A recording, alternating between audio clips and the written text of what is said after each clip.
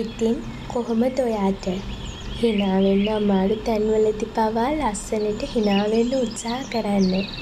ඇත්තටම හිනා වෙන්න බැරි වුණත් හැමදේම දරාගෙන පිටතින් ඔයා දිහා බලන, ඔයාගේ තොරතුරු හොයන අයට පේන්නත් එක්ක කඳුළු හංගන් හිනා වෙන්න.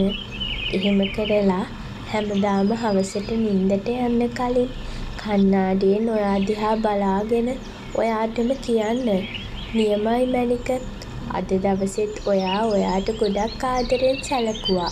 ඔයා ඔයාවම ආරක්ෂා කළා. ඉතින් මම ඔයාට හරි ආදරෙයි ළමයෝ කියලා ඔයාගේ ලස්සන මූණ දිහා බලාගෙන හරි ආදරෙන් ඔයාටම කියන්න.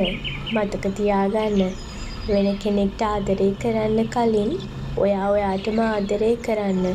ඔයා ඔයාවම හරි ආදරෙන් බලාගන්න පුරුදු වෙන්න. එතකොටයි ඔයාට හරි ආදරණීය සිහින් සුළඟක් වගේ හැමෝටම සුවයක් දැනෙන ලෙස හමාගෙන යන්න පුළුවන් වෙන්නේ. ඉතින් ඔයාට සුබ අනාගතයක්. මම අදට නවතිනවා. නැවත එනකම් ඔයා ඔයාව හරි ආදරෙන් පරිස්සම් කරගන්න ඕන.